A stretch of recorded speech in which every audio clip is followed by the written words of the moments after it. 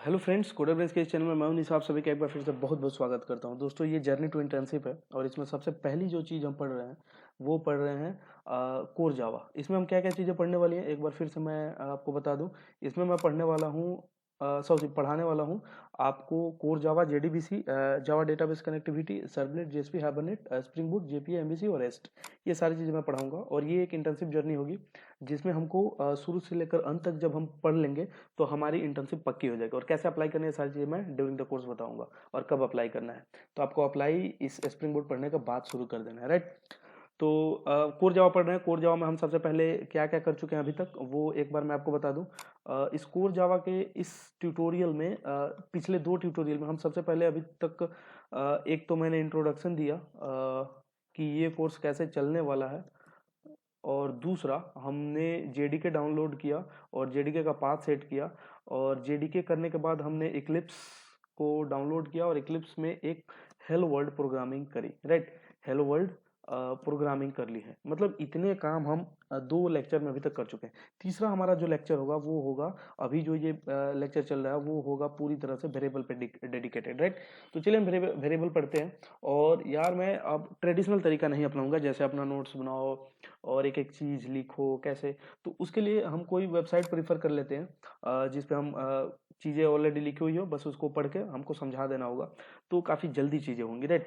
तो अगर मैं अपना नोट्स बनाने बैठ जाऊँ तो एक ट्यूटोरियल में करीब करीब एक दिन लग जाएगा, और ऐसे मैं प्रीफर करूँ तो तीन चार ट्यूटोरियल एक दिन में बन जाएंगे। तो डेफिनेटली मैं थोड़ा सा इजी तरीका यूज करूंगा।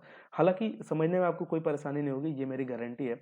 और इससे फायदा ये होगा कि जो मैं चीज़ें पढ़ाऊंगा वो आपको डायरेक्टली किसी वेबसाइट पे मिल जाएगी, राइट। तो हम ऐसे ही रेंडमली सर्च कर लेते हैं Java, Java tutorial. Java T point will be the best, but देखते हैं। हाँ, जावा टी पॉइंट का ये वेबसाइट जो है ये मैं ओपन कर लेता हूँ। और इसमें सबसे पहले हम वेरिएबल पढ़ेंगे। तो वेरिएबल एक बार देख लेते हैं कि एक्चुअली वेरिएबल होता क्या है, राइट। तो जैसे मान लीजिए आप एक प्रोग्राम लिख रहे हो, मैं एक बार इस पे लिख के दिखाता हूँ। जैसे मान लीजिए आप यहाँ पे एक प्रोग्राम कोई बनाने वाले हो, और इस प्रोग्राम का मेन मतलब जो है आपको फाइंड आउट करना है कि कोई जो नंबर यूजर डाल रहा है ना, वो नंबर जो है आइदर पॉजिटिव और निगेटिव, राइट। कोई दो तरह के ही नंबर होंगे, पॉजिटिव, निगेटिव और जीरो, तीन तरह के नंबर होंगे। तो आपको बताना होगा कि ये जो नंबर्स हैं वो आपके किस तरह के नंबर्स हैं। पॉजिटिव, अगर यूजर मान लीजिए पॉजिटिव नंबर इंटर कर रहा है तो आपको पॉजिटिव दिखाना हो। अगर आपको जीरो इंटर करना है तो आपको जीरो दिखाना हो। और इसके साथ साथ अगर आपका यूजर अगर निगेटिव नंबर एंटर कर रहा है तो आपको निगेटिव प्रिंट आउट करके दिखाना है। तो ये तीन तरह के नंबर्स हो सकते हैं आपके सामने। तो आप क्या करेंगे सोचिए जरा। आप जब यूजर कोई नंबर डालेगा तो आप उस नंबर को कहीं ना कहीं स्टोर करेंगे, राइट। उस नंबर को आप क्या करेंगे, कहीं ना कहीं स्टोर करेंगे। और जहां पे भी उस नंबर को आप स्टोर करेंगे ना, बस उसका नाम आप दे दीजिए क्या, वेरिएबल। उसका नाम आप सिंपली दे दीजिए वेरिएबल। कितना इजी है। अब देख लेते हैं वेबसाइट वाले क्या लिखते हैं। मेरे मतलब सबसे इजी तरीका समझाने का यही है। अब मान लीजिए आपका ये रैम है पूरा, जो आउटर स्पेस है वो मान लीजिए रैम है। और वो नंबर जो यूजर ने एंटर किया वो मान लीजिए 10 है। और उस 10 को आपने रैम के एक छोटे से हिस्से में, क्योंकि रैम आपकी 4 GB 8 GB की होगी, जबकि वो जो नंबर होगा मेनली बाइट्स में होगा, या ज़्यादा से ज़्यादा अगर होगा तो बाइट्स में ही होगा, ये बिट्स में ही होगा या बाइट्स में, क्योंकि एक जो नंबर होती है वो डेफिनेटली 4 बाइट्स की होती है, इंटीजर नंबर है तो बाइट्स में होगा, राइट। और आपकी रैम जो होगी वो गीगाबाइट्स में होती है, राइट। तो काफ़ी बड़ा रैम होता है, उसके कंपेरेटिवली आपकी जो वेरिएबल की लेंथ होगी और जो साइज होगी वो काफ़ी छोटी होगी। तो आप रैम में कहीं पे आप उसको स्टोर कर लेंगे। अब रैम में स्टोर करने का फायदा ये होता है कि आप जब प्रोग्राम जब तक रन होगी तब तक वो वेरिएबल वहाँ रहेगा, और जैसे ही प्रोग्राम खत्म आपका वेरिएबल भी खत्म, आपका रैम क्लीन, और आपकी प्रोग्राम भी फ्लप नहीं होगी, मतलब प्रोग्राम आपकी एक्सपेक्टेड आउटपुट दे देगी, राइट। तो ये चीज है वेरिएबल, राइट। ये पूरा रैम, और रैम एक छोटा सा हिस्सा जहाँ पे आप छोटी छोटी चीजों को रख लें, जैसे किसी का नाम एंटर करवा लें, किसी का कोई वैल्यू एंटर करवा लें, किसी का मोबाइल नंबर एंटर करवा लें, कुछ भी ड्यूरिंग द प्रोग्राम रनिंग आप कुछ भी स्टोर कर रहे हैं तो वो चीज वेरिएबल में ही आप कर सकते हो, राइट। अब वेरिएबल डिक्लेयर करने का तरीका ये होता है इंट डेटा। अब यहाँ पे वेरिएबल का नाम जो है ये है, और ये पहले वाला क्या है, ये हमारा डेटा टाइप है। आपको बताना पड़ता है कि ये जो वेरिएबल नाम मैंने यहाँ पे डिफाइन करी है वो किस तरह का होगा। इंट मतलब होता है इंटीजर, मतलब माइनस प्लस और जीरोस के जितने भी नंबर होते हैं वो कंबाइंड फॉर्म में हम इंटीजर जिनको कहते हैं वो चीज़ें यहाँ पे रहती है। अब यहाँ पे देखिए इसने डेटा में 5th 50 स्टोर कर दिया है, राइट। तो ये एक एग्जाम्पल है कि ऐसे हम वेरिएबल को डिक्लेयर करते हैं। अब यहाँ पे कुछ भी हो सकता है, आप केवल इंटीजर थोड़ी ना लेते हो, आप नाम भी लेते हो, आप एक कैरेक्टर इनपुट भी ले सकते हो। इसके अलावा आपको अगर मोबाइल नंबर एंट्री करवाना है तो आप लॉन्ग भी ले सकते हो, और लॉन्ग में नई चीज़ें आ रही हैं तो आप स्ट्रिंग पूरा पूरा स्ट्रिंग में भी ले सकते हो। ये सारी चीज़ें डेटा टाइप होती है। इसके अलावा ट्रू फॉल्स में भी वैल्यू एंटर करना प्रीफर करोगे। इसके अलावा आप कैसे डॉट में जैसे 1.5 1.3 ऐसा भी वेरिएबल डिक्लेयर करना पसंद करोगे। तो एक एग्जांपल देख लेते हैं कि आप किस तरह के वेरिएबल डिक्लेयर कर सकते हो। तो आप सबसे पहले वेरिएबल डिक्लेयर कर सकते हो जिसमें नंबर होंगे, राइट, जिसमें नंबर होंगे, और नंबर को हम यहाँ पे डेफिनेटली इंटीजर कहेंगे। और इंटीजर में कैसे कैसे नंबर आप एंट्री करना चाहोगे, आप जीरो एंट्री करना चाहोगे, आप निगेटिव एंटर करना चाहोगे, और इसके साथ साथ आप पॉजिटिव भी इंटर करना चाहोगे, राइट। तो ये हमारा हुआ जो ये नंबर की कैटेगरी में आ गए, जीरो, नेगेटिव और पॉजिटिव। इसके अलावा आप अगर नंबर में और देखें तो आप फ्लोट टाइप के वेरिएबल एंटर करना। फ्लोट में क्या चीजें आती है, जैसे 1.5, और फ्लोट में एक चीज होती है आपको एफ लगाना पड़ता है, राइट, 5.8 ऐसा कुछ करके एफ, राइट। तो अब एक ये हो गया दूसरा तरीके का वेरिएबल। और तीसरा तरीका होता है हमारा डबल। डबल में क्या होता है ना कि आपको पॉइंट के बाद अगर 7-8 डिजिट तक चीजें रखनी है, जैसे ऐसा कुछ ऐसा कुछ ऐसा कुछ, तो ये आप डबल में रखना प्रीफर करेंगे, राइट। क्योंकि फ्लोट जो होती है उसके पॉइंट के बाद 4 अंक तक आप उसमें रख सकते हैं, जबकि डबल में जो है आप पॉइंट के बाद 8 डिजिट तक या 12 डिजिट तक ऐसा कुछ है आप रख सकते हो, राइट।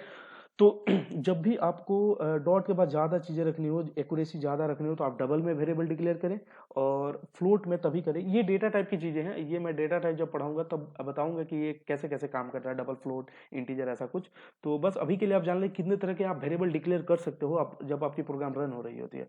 आप किसी का नेम भी इंटर करवा सकते हो। तो नेम आप जैसे इंटर करवाओगे तो ऐसा कुछ आपको वेरिएबल डिक्लेयर करना होगा जिसमें आपकी नेम जो है स्टोर हो सके, राइट। आप नंबर में नेम तो डेफिनेटली ऐसा नहीं करना चाहेंगे ना, और होगा भी नहीं। फ्लोट, डबल, पॉइंट की चीज़ों में आप जो है ऐसा कुछ नहीं कर सकते।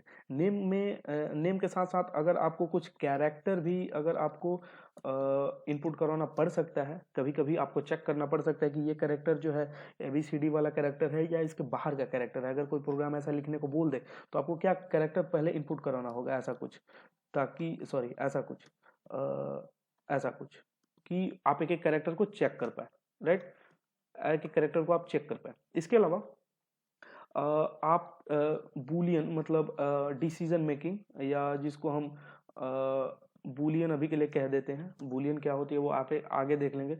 आप ट्रू फॉल्स भी स्टोर करना चाहेंगे।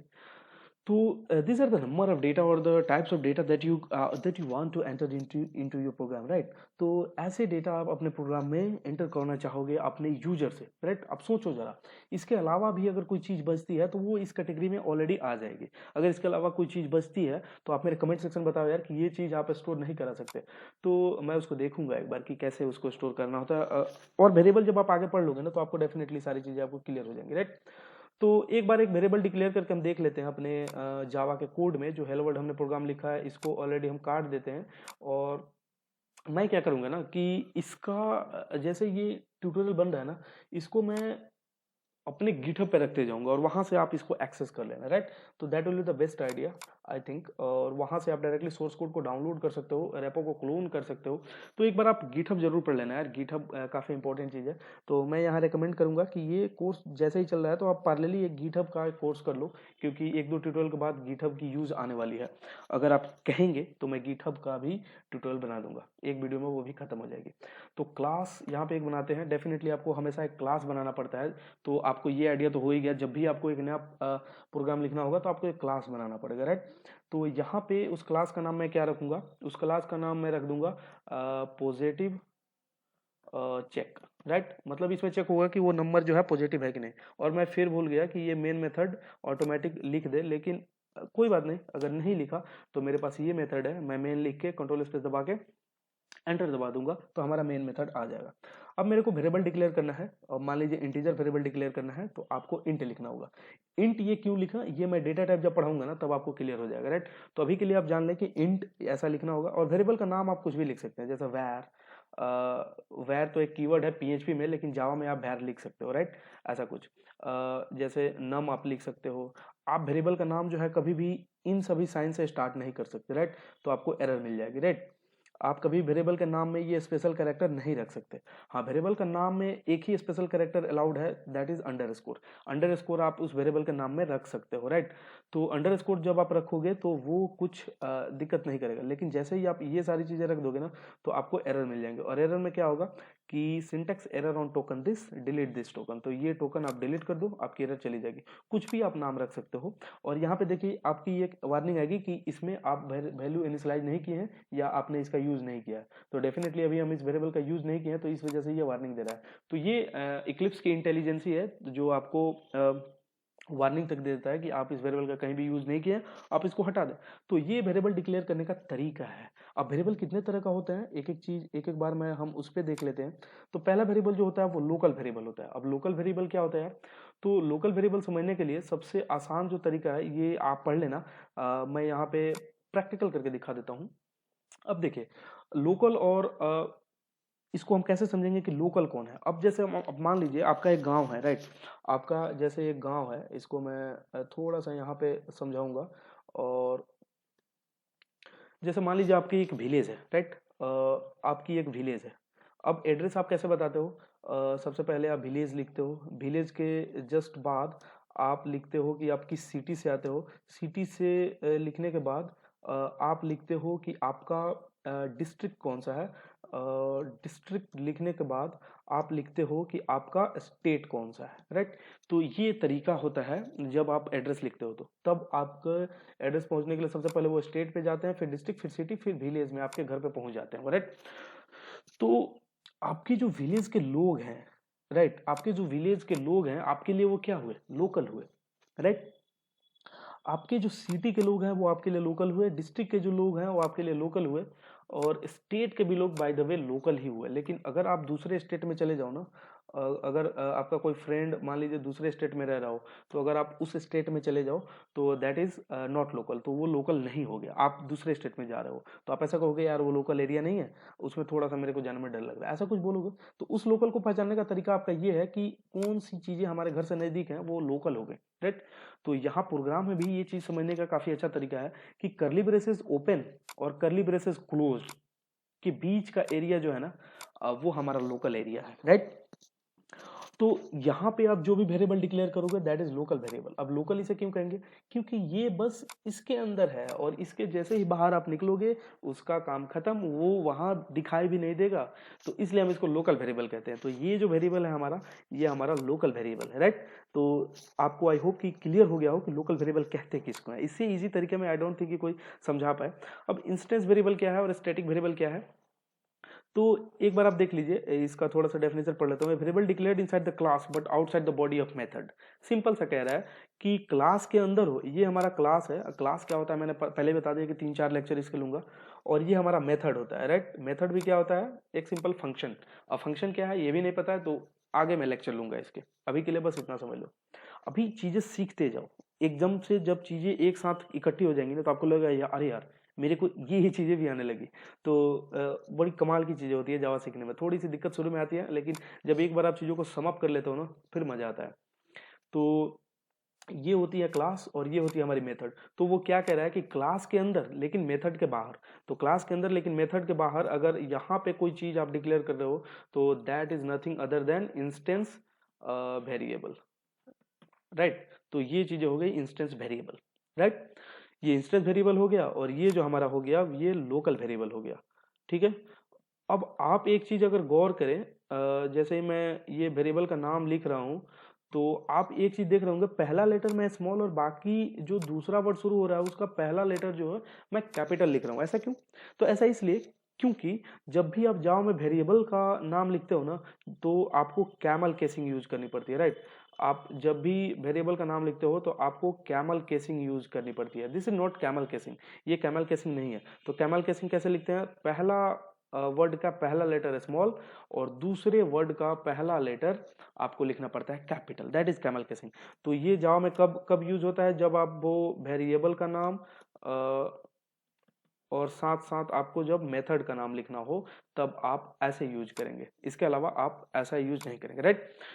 तो ये हो गया इंस्टेंस वेरिएबल, ये हो गया लोकल वेरिएबल, राइट। तो local variable, instance variable, I hope कि आपको क्लियर हुआ हो। स्टैटिक वेरिएबल एक बार देख लेते हैं। A variable that is declared static is called a static variable। तो जिसके साथ स्टैटिक कीवर्ड लग जाए ना, जिसके साथ स्टैटिक कीवर्ड लग जाए, अब यहाँ पे अगर आप स्टैटिक इंट ए रख दो तो ये हमारा हो गया static variable, that is static variable. अब ये लोकल भी हो सकता है और इंस्टेंस वेरिएबल भी हो सकता है, राइट। मतलब इसके और इसके बीच में भी हो सकता है या किसी मेथड के अंदर भी हो सकता है, राइट। स्टैटिक इंट ए, राइट। तो ऐसा कुछ भी ये हो सकता है। अच्छा, ये जो है ये 2 बार हो चुका है। 2 बार क्यों हो गया? क्योंकि ये इस एरिया में भी एक बार है यहाँ पे और इसके अंदर भी एक बार है, तो ये 2 बार हो गया। तो लोकल आप एक बार ही कर सकते हो, मतलब एक नाम के 2 वेरिएबल एक लोकल में नहीं रह सकते, राइट। तो जैसे ऐसा ही कुछ हो गया कि एक जंगल में 2 शेर नहीं रह सकते, राइट। तो मतलब ऐसा ही कुछ हो गया। तो यहाँ पे आप कुछ वेरिएबल का नाम रख दो एक्स वाई जेड, और वेरिएबल के नाम में यार आप स्पेस भी नहीं रख सकते, राइट। तो ये भी दिक्कत हो जाएगा, ठीक है। तो ऐसा कुछ। अच्छा, यहाँ पे कुछ एरर दे रहा है, देख लेते हैं क्या एरर दे रहा है। Illegal modifier for parameter only final is permitted. अच्छा, जब भी आप स्टैटिक वेरिएबल बनाओ एज ए लोकल तो आपको एक फाइनल कीवर्ड भी लगानी पड़ेगी। तो अभी भी ये एरर नहीं गया, एक बार देख लेते हैं क्या ये एरर दे रहा है। रिमूव इनवैलिड, तो हाँ स्टैटिक चला गया। अच्छा, स्टैटिक आप लोकल डिफाइन नहीं कर सकते, this is the most important thing, मैं भूल रहा था बताना। तो जैसे ये लोकल वेरिएबल हो गए, तो जैसे ही आप स्टैटिक लोकल वेरिएबल बनाओगे ना तो वो आपको एरर दे देगा। अब ये एरर क्यों आ रहा है ना, ये एरर क्यों आ रहा है, ये जब आप स्टैटिक कीवर्ड में स्टैटिक कीवर्ड का क्लास लूंगा ना तब आपको क्लियर होगा। अगर मैं अभी बता दूं कि ये स्टैटिक चीजें जो हैं ऑब्जेक्ट से अटैच नहीं होती, वो क्लास से अटैच्ड होती हैं, तो आप कहोगे यार क्या बड़ी बड़ी बातें बोल रहे हो, मेरे को ये चीज़ समझ नहीं आ रही। तो डेफिनेटली इस वजह से मैं क्या कह रहा हूँ कि आप अभी ये चीज़ें ध्यान मत दो, और मैं ये बताना भी नहीं चाह रहा था लेकिन अभी एरर आ गया इस वजह से मैं बता दिया। लेकिन आप ये ध्यान रखो कि ये हमारी क्या है, इंस्टेंस वेरिएबल है। ये हमारी जब स्टैटिक कीवर्ड लगा देता हूँ तो स्टैटिक वेरिएबल बन जाती है। और इसके साथ साथ जब आप किसी मेथड या किसी स्मॉलर आप ऐसा भी कर सकते हो, तो ये भी हमारा क्या हुआ, ये भी एक लोकल चीज हो गया। और इसमें भी जो वेरिएबल आप डिक्लेयर करोगे that is nothing other than the local variable, तो ये भी हमारा एक लोकल वेरिएबल होगा। तो 3 तरह के वेरिएबल हमने पढ़ लिए, इंस्टेंस, लोकल और स्टैटिक वेरिएबल। तीनों के यहाँ पे आपको एग्जांपल मिल जाएंगे। आप वो एग्जांपल देखना है मत देखना, वो अगर आपको नहीं समझ आए तो ये चीज़ आपको डेफिनेटली समझ आनी चाहिए। तो हमने वेरिएबल पढ़ लिया। अब अगला जो हमारा टॉपिक होगा, अगला जो हमारा लेसन होगा वो होगा डेटा टाइप। बिकॉज ये चीज़ें मैं लिख रहा हूँ तो अभी मैं रन करा के ये चीज़ें नहीं दिखा पा रहा हूँ कि कैसे ये डेटा टाइप कैसे काम करता है और कैसे हम इसको डिफाइन करना चाहते हैं, राइट। तो एक बार मैं क्या करता हूँ ना कि एक प्रोग्राम रन करके दिखाई देता हूँ आपको कि मान लीजिए अगर ये पॉजिटिव चेक का नंबर है तो मैं एक नंबर ले लेता हूँ int num is equal to 10। ये प्रोग्राम मैं इसलिए लिख रहा हूँ ताकि आपको थोड़ा सा मजा आने लगे कि यार ये चल क्या रहा है। तो इफ नम ग्रेटर देन 0, तो आपको अगर नंबर जो है आपका ग्रेटर देन 0 है तो आपको क्या प्रिंट करना है, सोचिए जरा। तो आपको पॉजिटिव प्रिंट करना है, और आपको क्या प्रिंट करना है, पॉजिटिव। और एल्स आपको क्या प्रिंट करना है, निगेटिव, राइट। तो आपको इस केस में निगेटिव नहीं प्रिंट करना है, जीरो भी हो सकता है। तो आपको प्रिंट कराना है non positive, non positive, right. तो जीरो भी हो सकता है, कुछ भी हो सकता है, मतलब पॉजिटिव नहीं है वो, ठीक है। तो आपको डेफिनेटली पता है कि ये क्या प्रिंट होने वाला है, यहाँ पे पॉजिटिव प्रिंट होने वाला है, राइट। तो एक बार मैं रन करके दिखा देता हूँ यार। तो ये देखिए पॉजिटिव प्रिंट हो गया। अगर आप यहाँ पे माइनस लगा दो ना, माइनस लगा दो तो क्या प्रिंट होने वाला है आपको पता है, तो यहाँ पे नॉन पॉजिटिव प्रिंट हो गया। तो ऐसा कुछ प्रोग्राम हमारा चलता है, राइट। प्रोग्राम की एंट्री यहाँ से होती है और ऐसे फ्लो में चलते जाता है, और यहाँ पे जैसे ही वो आता है तो वो टर्मिनेट कर जाता है, राइट। तो ये टर्मिनेट जब होता है तो यहाँ पे टर्मिनेटेड लिख के आ जाता है। तो ये चीज़ें होती हैं। तो हमने यहाँ वेरिएबल डिटेल में पढ़ा, और डेटा टाइप जब पढ़ लेंगे तब हम प्रोग्राम करना शुरू कर देंगे। जब वेरिएबल और डेटा टाइप पढ़ लेंगे तब हम प्रोग्राम करना शुरू कर देंगे। मैं फिर से बताता हूँ, जैसे ही वेरिएबल कंप्लीट हो गया, अब डेटा टाइप जैसे ही कंप्लीट होगा तो हम प्रोग्रामिंग करना शुरू कर देंगे, और फिर आपको मजा आने लगेगा। फिर अगला लेक्चर बनाऊंगा जिसमें मैं देखूंगा कि यूजर से इनपुट कैसे लेते हैं, राइट। अभी तक हम ऐसा नहीं कर रहे हैं। तो आई होप कि आपको वेरिएबल क्लियर हुआ हो। अगर ऐसा है तो प्लीज यार इस वीडियो को लाइक कर दो, चैनल को सब्सक्राइब करो, और बिना देरी इस पूरे सीरीज को आप बुकमार्क कर लो, क्योंकि ये चीजें जो है ना आपको फ्री में इतनी आसानी से नहीं मिलने वाली। ये देखिए मैं अपलोड कर रहा हूँ और अपलोड हो भी गया। तो ऐसे वीडियोस एक बन रही है तो दूसरी ऑलरेडी पहली वाली अपलोड हो रही होती है। तो इतनी फास्ट काम हो रही है आपके लिए सिर्फ। तो आई होप कि आपको मजा आ रहा हो। और ऐसा है यार, तो प्लीज़ यार इस वीडियो को लाइक, चैनल को सब्सक्राइब जरूर करें। थैंक यू, मिलते हैं नेक्स्ट वीडियो में डेटा टाइप के साथ। तब तक के लिए see you, have a good day.